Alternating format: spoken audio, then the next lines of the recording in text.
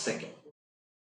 चलो F5 BCom semester 1 business economics micro 2019 pattern. तो अगर ये भी आया तो भी देखते हैं कि क्या है सीने करके। आप लोग को देखोगे क्वेश्चन 1 एंड 8 आर कंपलसरी। यहाँ पे 2019 पेपर में टोटल 8 क्वेश्चन दिए हुए हैं। Attempt any 3 question from 2 to क्या 7। फिर यहाँ पे बहुत ज्यादा ऑप्शन होंगे 3 4 5 6 7, मतलब 5 में से आपको कितने लिखने हैं 3। तो सब मत लिख के आना। ये पहले पढ़ते नहीं बच्चे क्या जो इंस्ट्रक्शंस दिए, क्योंकि उधर नहीं दिया हुआ है नीचे इतने अटेम्प्ट करो, ये ऊपर ही दिया हुआ है। समझ में आया क्या आपको? तो ये ऊपर पहले देगा, पेपर देने जाता है ऐसे भी पढ़ा तो एक दिन पहले ही रहता। आधे बच्चे तो पढ़ते भी डायरेक्ट बोलते फेंक के आएंगे, और इतना फेंकते कि सारे फेंक के आते हैं। फेंकना सिर्फ क्या है मतलब 2 to 7 में से कोई भी 3, और 8वां तो कंपलसरी, बाकी छोड़ दो। पहला क्वेश्चन है वही है, रीराइट द सेंटेंस। कितना है 7 मार्क्स के, लेकिन अगेन याद रखेंगे रीराइट मतलब सिर्फ आंसर लिखने के नहीं, पूरा सेंटेंस लेके जो भी आंसर उसे बॉक्स करना, अंडरलाइन करना, तो ही मार्क्स मिलेंगे। रिपीटेड 7 बातें थी, 7 आपके। अच्छा, और एमसीक्यूज कितने दिए 9, तो 9 में से कोई भी 7। तो यहाँ पे अगर ये paper pattern as it is आ जाता है तो फिर दिक्कत नहीं, मतलब ये सबसे अच्छी वाली बात हो जाएगी आपके लिए।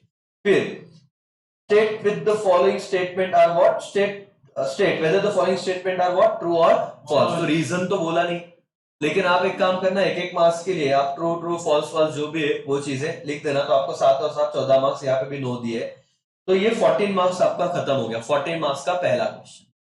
क्वेश्चन नंबर 2, अब 2 3 4 5 6 और 7 ना, इसमें से कितने लिखने आपको? एनी 3 लिखने। श्योर? पक्का? वापस एक बार पढ़ लूं मैं, वही है ना सर?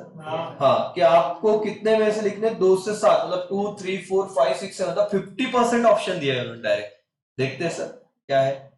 दूसरा क्वेश्चन आपको आया था, क्वेश्चन था वो what is business economics, explain the nature and scope of what business economics. Simple question था, मैनेजेबल है, चैप्टर 1 से। फिर distinguish between micro and macro, ये तो बच्चा 100 की लिखेगा, इतना है, मतलब इतना है भर भर के कि तुम जिंदगी में इससे सिंपल क्वेश्चन कुछ हो नहीं सकता। तो यही 2 खत्म हो गए, मतलब अभी बच्चे सिर्फ 1 और ऑप्शन है 4। देखते हैं what is indifference curve and explain the characteristic. ये तो आते ही आता है, तो ये दिक्कत नहीं। What is consumer surplus and explain the consumer surplus measurement, नहीं आता, छोड़ दो। What is price elasticity of demand and explain the various types of price elasticity of demand। तो ये भी आएगा sir. Perfectly elastic, perfectly inelastic, relatively elastic, relatively inelastic, unitary। ठीक है, अगर मैं बात करूं साइन का, परफेक्टली इलास्टिक में ED is equal to what? Infinite. Perfectly elastic में ED is equal to 0। Relatively elastic में ग्रेटर देन 1। रिलेटिवली इनइलास्टिक में लेस देन 1। यूनिटरी में आंसर क्या रहेगा? Is equal to 1। अगर मैं कर्व की बात करूं, परफेक्टली इलास्टिक में कर्व क्या रहता है sir? Horizontal and parallel to X axis. Perfectly inelastic में vertical parallel to Y axis. फिर अगर मैं बात करूं रिलेटिवली इलास्टिक, तो कर्व रहता है फ्लैटर। रिलेटिवली इनइलास्टिक तो स्टीपर। और क्या? Unitary rectangular hyperbola. मतलब वो चार्ट भी तुम करोगे तो भी तुम एक एक में 5-5 पॉइंट तो आराम से लिख सकते हो, 20 पॉइंट का आंसर हो जाएगा।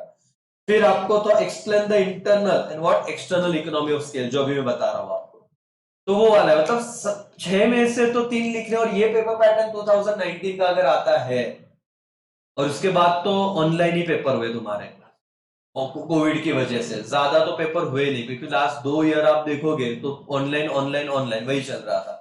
तो इसीलिए आपको ज्यादा भी स्कोप नहीं कि आप पिछला ही साल का पेपर देखा, उसके पिछले साल का पेपर देखो, तो ऑनलाइन की वजह से ज्यादा पेपर हुए ही नहीं। फिर आया सर 8वां क्वेश्चन कंपलसरी के शॉर्ट नोट्स। उसमें फॉर्म्स मतलब क्या?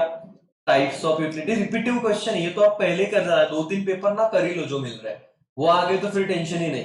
क्रॉस इलास्टिसिटी अगेन आया।